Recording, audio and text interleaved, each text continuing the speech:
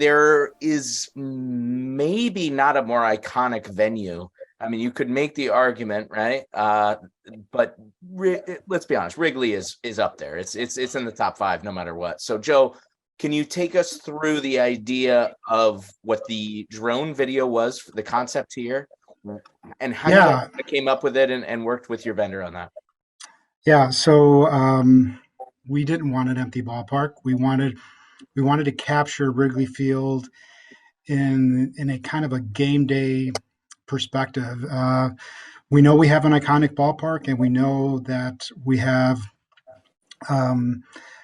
a very traditional fan base, but we also want to get that next generation of fan, and kind of mirroring the two was the plan. And it was up to us to screw it up. I mean, you can't really screw up the ballpark. And so luckily we had Mike and Sky Candy Studios, who we saw some of their work, and we kind of knew we were in good hands. So yeah, we were trying to capture this game day experience, try to mirror some of the iconic parts of Wrigley Field, and also the new aspects of Wrigley Field, and captured in a 4-minute video.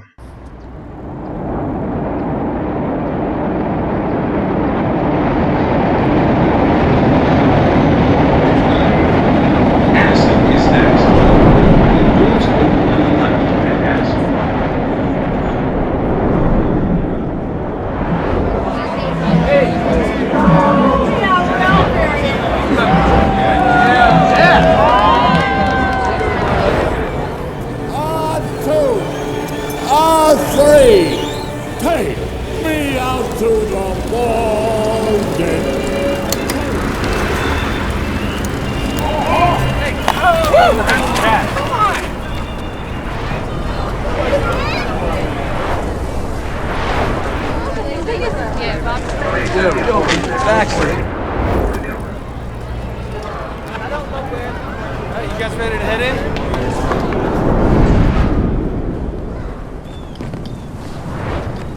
We got the set in. Sunshine, fresh air. We got the team behind us. So let's play 2.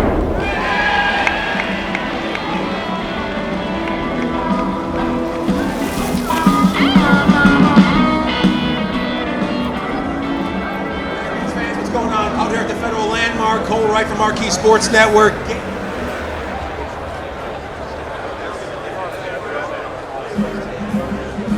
Chicago Cubs baseball is on the air from Wrigley Field in Chicago. Good afternoon, everybody, along with former Cub and All-Star Ron Coomer. It's Pat Hughes reporting. 1, 2, 3, let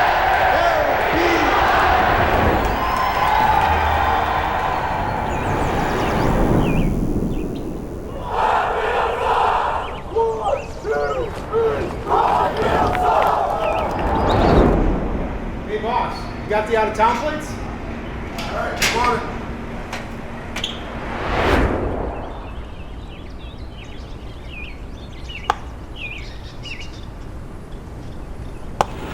That's a well-hit ball. Deep to left. Back. Hey! Get up, boy, Ernie!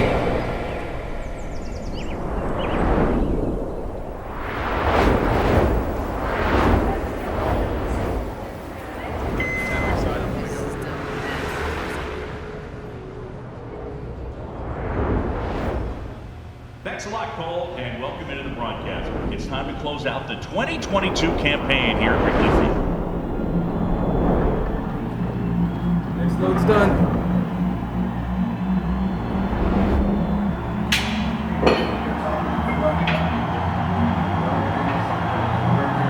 Cub fans have been with them every step of the way, which obviously means a lot to the boys down in the clubhouse. All right, hey, it's just about time for baseball. We're ready, so stand up.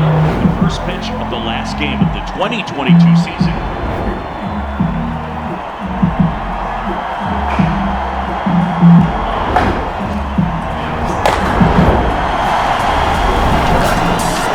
Get it, baby! Your Chicago Cubs.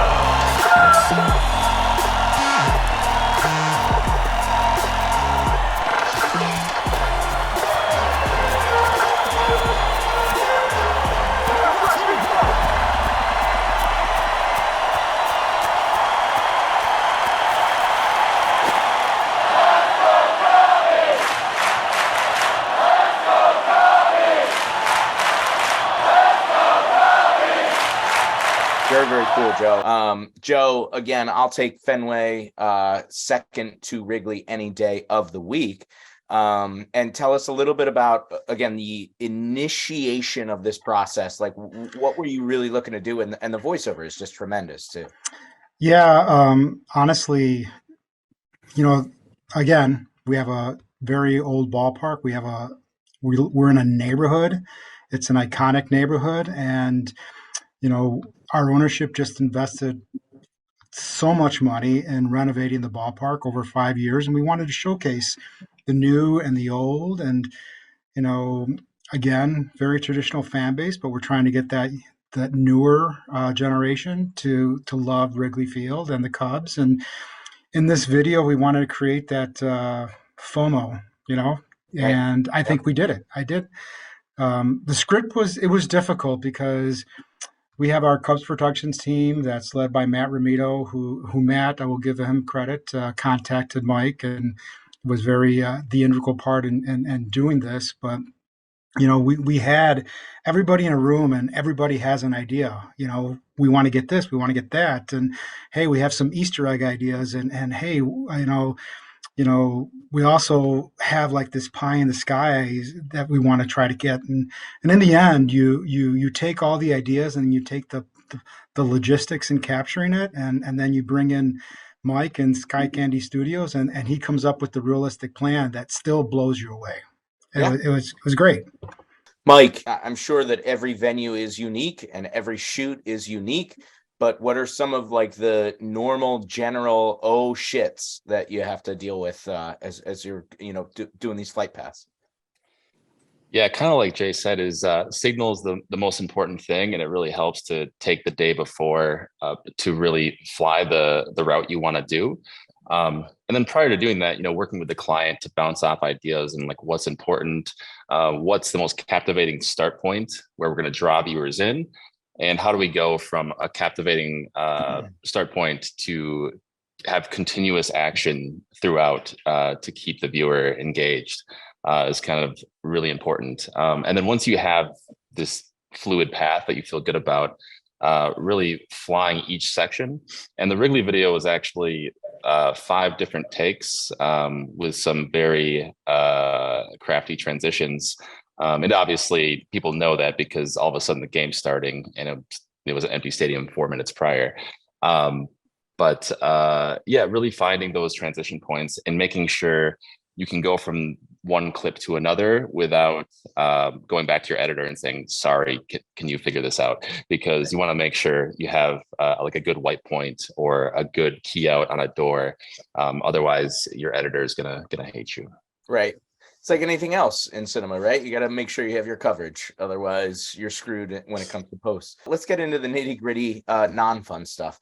The FAA and regulatory stuff. Mike, I'll start with you. How do you deal with that stuff? Obviously, I'll just take the Wrigley video as an example. You got, 2 airports not that far away from Wrigley. You got all kinds of, inner city recommendations and stuff. How do you deal with that? How do you deal with security? How do you deal with the team? So on and so forth.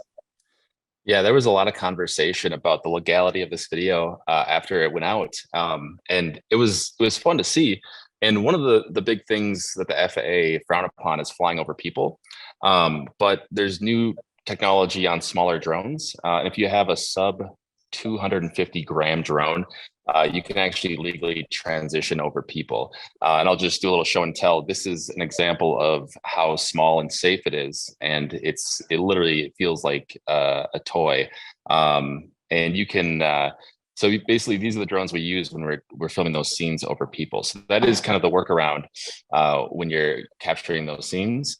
And also the FAA has become actually really helpful in the last 2 to 3 years. Like if you request a TFR waiver, which is a temporary flight restriction, you can get that in a matter of 24 hours if you really request it. So it's a combination of us working with the FAA and the ball club security to kind of accomplish all the waivers and signups that we need, because you kind of need all 3 parties to make it work.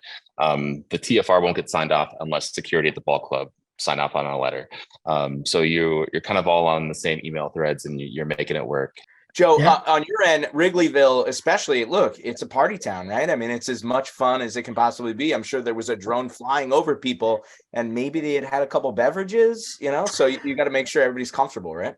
Yeah, it's funny. A couple of years ago, nobody flew drones, and all of a sudden, everybody's jumping on the bandwagon. But, I think actually you were talking about Major League Baseball when you said we were slow to get on Yeah, I guess you guys innovation. too, right? We are very, very slow. In 2020, this wasn't even unheard of. We couldn't even fly drones in the ballpark, and we were going to be a test team, and then obviously the pandemic happened.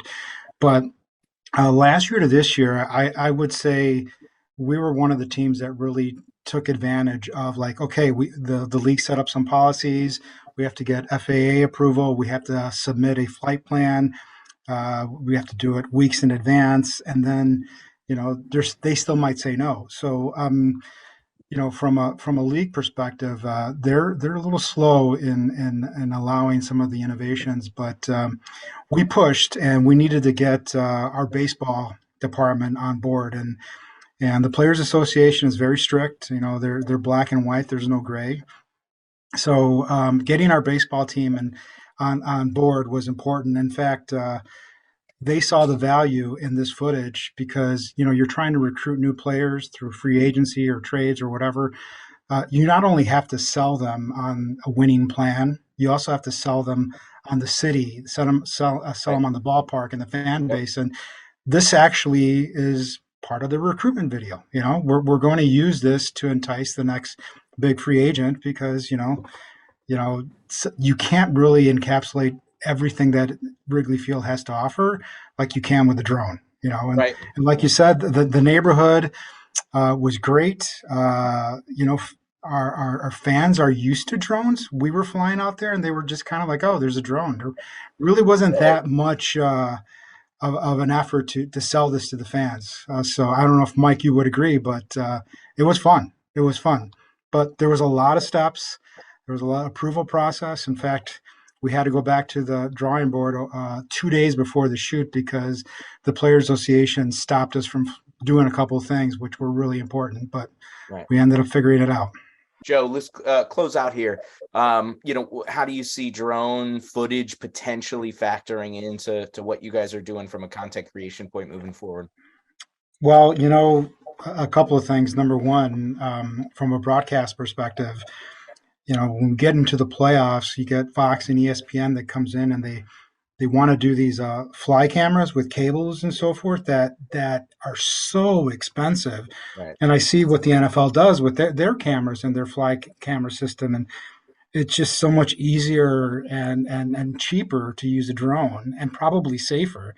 Yeah. I mean, that's one thing. From less of a pain in the ass, right? Yeah. From a content perspective, when Mike was out here, we took advantage and shot a couple of things. Some of our premier locations, our office spaces, our suites. We just scratched the surface, and you can't replicate what a drone can provide as a perspective of a space, because you go in there with regular cameras and you're just at high level. But when you can rise up and do what you do with a drone, it's just magical. I mean, I hate to use all these cliche words, but it is. And you know what? It helps to sell. And that's what we're doing in the bottom line is we're selling.